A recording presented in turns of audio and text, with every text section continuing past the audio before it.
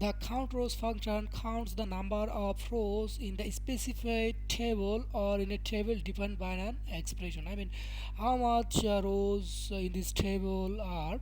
So you can easily count it using the count rows functions. Let's apply this.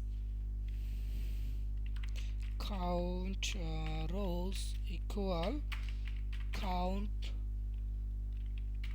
rows and then the table num, which table you want to count using the count rows function. So I would like to use like tables stocks and then close the bracket and hit enter. Then it will be count how many rows in these tables.